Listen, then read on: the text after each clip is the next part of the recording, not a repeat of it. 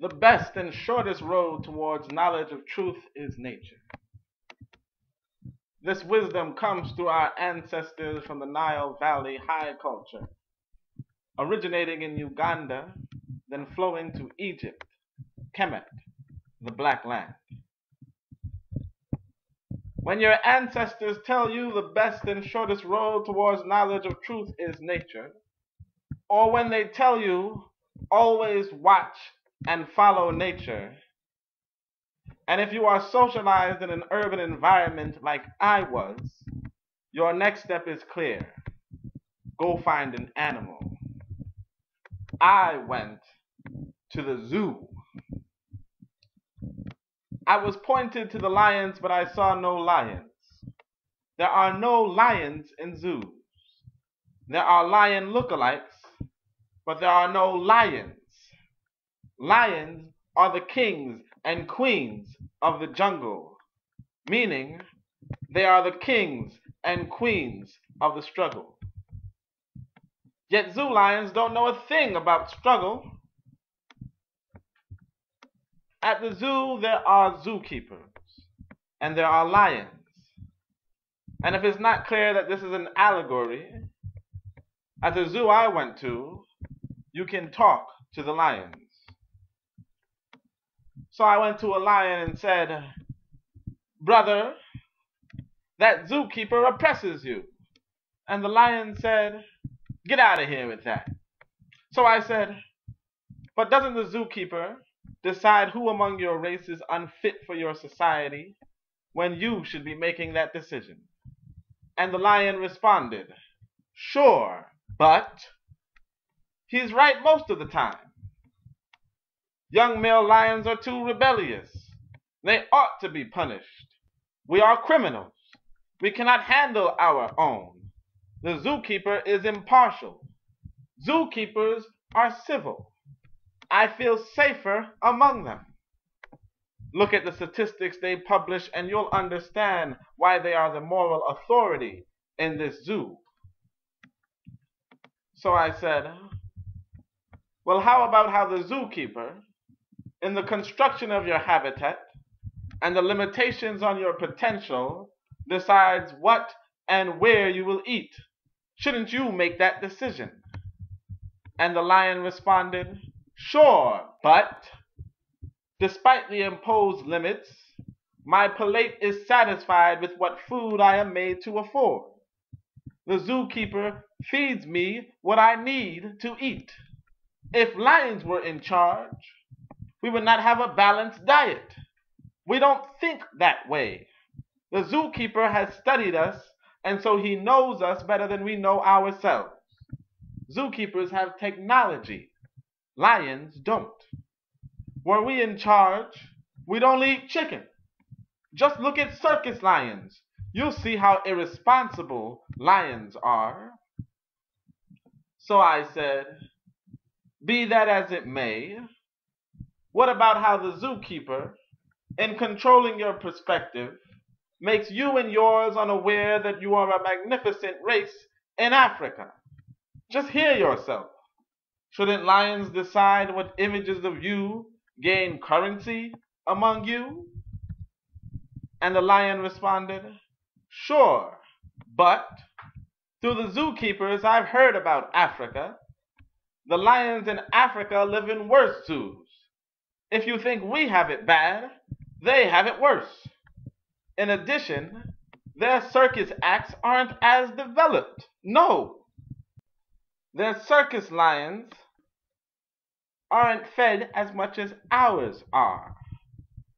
Here in America, a lion has an unprecedented opportunity to be a circus act. Here, we can aspire to be entertainers. It's humiliating to most of us, but our best don't mind. They understand, and they communicate to us that we were made to entertain our zookeepers. Lions were never anything more."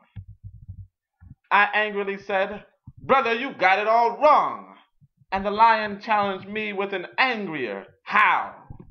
So I came close and asked, "You don't think you're oppressed? And he said, no. So I said, with dramatic pause, brother, you're in a cage. And believe it or not, the lion said, well, so is the zookeeper. Now, lions have an answer for almost everything. And I understand how a lion restrained to a zoo can think that the zookeeper is also restrained to the zoo. So I explained, brother, after the zookeeper weeds, feeds, and misleads you, the zookeeper is at liberty to do any and everything else. The African had no answer. Someone might think the oppression of African people by Europeans is incomparable to the oppression of lions by zookeepers. And they are right. Because the American African is more oppressed than the zoo lion. The reason is education. In the African Blood Siblings, an organization for the self-determination of African people, a core tenet reads, education transmits natural philosophy, otherwise it's miseducation. That is, education transmits knowledge of nature or knowledge of self, otherwise it's not education at all. By this definition, the American African is more miseducated than the zoo lion. For a lion is the king of the jungle, and even in a zoo, he is occasionally reminded of his place in the world. Whether it is a rebellious lion from Africa or his inner urge to eat his zookeeper, the lion may not live as a king, but he knows he is a king. What do American Africans know of Africans? Of what do they perceive Africans to be kings and queens? Where are the living examples of Kemet, of Songhai, of Nata Playa, of the blameless? Why is it that a lion can bite the zookeeper who feeds him, but a European can rape an African woman, sue her 25 years later, and Jet Magazine, a black magazine, will publish Tawana Brawley's $430,000 lie? Why? Lady Lugard, a European, wrote, the fame of the Ethiopians was widespread in ancient history. Herodotus describes them as the tallest, most beautiful, and long-lived of the human races. And before Herodotus, Homer, in even more flattering language, described them as the most just of men, the favorite of the gods. The annals of all the great early nations of Asia Minor are full of them. The Mosaic records allude to them frequently, but while they are described as the most powerful, the most just, and the most beautiful of the human race, they are constantly spoken of as black, and there seems to be no other conclusion to be drawn than that at that remote period of history, the leading race of the Western world was a black race. Now the lion can see real lions. Where in America can we see real Africans? This is the goal of education. Yet, knowledge of self is easier said than done. At some point, a lion in a zoo will stop fighting. He'll stop roaring, he'll stop biting, he'll sit down as you walk into the back of his cage and turn your back. At some point, he is just not a lion. For the most part, Africans in America are not the Africans of the ancient world, and we have no cognizance of what it meant to be an African of the ancient world. So struggle among those Africans who only look like Africans is a futile endeavor. That is, a lion longing for the savannah cannot salvage anything from zookeepers. You'll never see a lion in the savannah with an exercise ball. In parallel, an African longing for liberty cannot salvage anything from Europeans. Our error, then, is in when we try to build within the zoo when there is nothing in prison that can resemble freedom. If you want to educate Africans, don't start with a school, because there are not enough Africans to be enrolled in that school. The truth is, a lion in a zoo is thoroughly disappointed with other lions. Lions fight in zoos. They kill each other in zoos. They don't respect lion customs in zoos. A son may sleep with his own mother in zoos. The lions answer to zookeepers in zoos. Lions are despicable in zoos. That is what captivity does. And without Africans for your school, you will be thoroughly disappointed in your investment. The conditions of captivity demand that you are disappointed. Your Africans will fight each other. They will kill each other. They won't respect their customs. A son may sleep with his mother. Your Africans will answer to Europeans. You will be disappointed, and through your disappointment, you will begin to hate your own people. This is where you find most American Africans. Because African people are an oppressed people, don't start with a school, start with a team. A zoo lion must know what a free lion is before he struggles for freedom. Until he knows, he will not be serious about freedom. Nat Turner did not start preaching liberation in his plantation. No. During his time, meritorious manumission, the law that granted traders freedom, was in effect. Meritorious manumission stands to this day. You build a school, and you'll get a scandal paid for through your tax dollars. Nat Turner did not vocalize liberation. Nat Turner observed our ancestors, discerned the trustworthy, and nearly ended slavery in Virginia. His first step was team building. Another great African, Harriet Tubman herself, said, "I grew up like a neglected weed, ignorant of liberty, having no experience of it. Now that I've been free, I know what a dreadful condition slavery is." Harriet Tubman joined the team for liberation, and you know she had difficulties taking our ancestors out of bondage. Some didn't know they were in bondage. Today, few know we are oppressed. We can't begin with institutions. We must begin with Africans.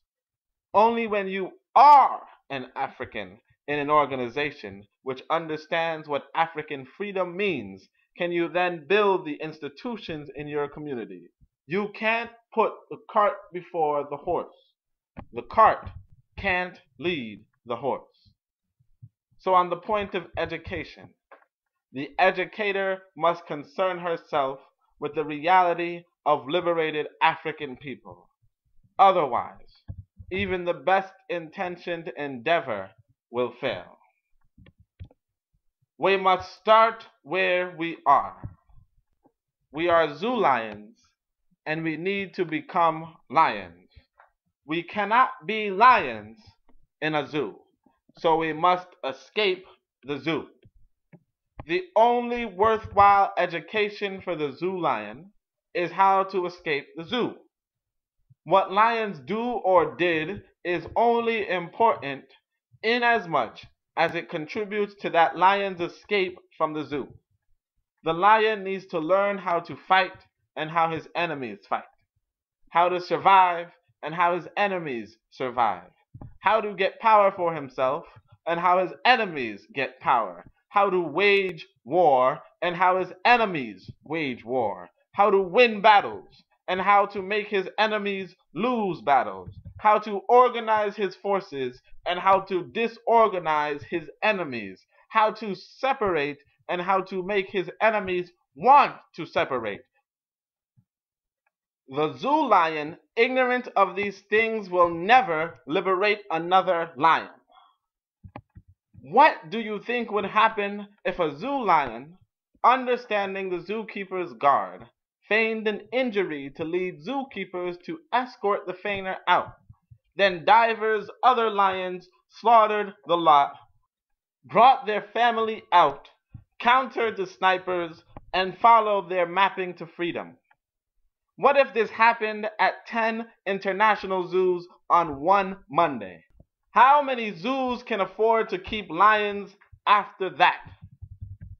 Here, the American African is in America, and the American European cannot only afford to keep that African in America under European domination, he's making a much larger profit off of the American African than he is the zoo lion. Your education should make your lack of liberty a liability. Right now, your education does otherwise. That is miseducation. Always watch and follow nature. In nature, there is no single greatest predator. Everything has its limit. It's upon you to learn the limits of your predator and seek and develop the organization that empowers its membership outside those limits. The African Blood Siblings is such an organization. Were we in a zoo, we would be the zoo lions who closest approximated lionhood, who gave the zookeepers no opportunity to counteract, who increased the cost of maintenance into unaffordable, who sparked the misery of the cage and the zookeeper's routine, who led the eventual insurrection for lionkind's freedom. That's who we would be in a zoo. But as Africans of this world, and an international African race at that, the African Blood Siblings is the international African organization that has the battle plan to liberate African people and construct for our posterity prosperous, independent African communities at home and abroad. Education for the African requires membership in racial organizations. As its founder, I encourage you to join the African Blood Siblings. Let us finish with the recitation of Martin Delaney's battle cry. I am for war, war upon the whites. I come to bring deliverance to the captive and freedom to the bond. Your destiny is my destiny. The end of one will be the end of all. In contemplation of our condition, my heart is sorrowful to sadness, but my determination is fixed. I will never leave you. An overwhelming power of our oppressors or some stern adversity, brethren, may force you to forsake me, but even then I will not leave you.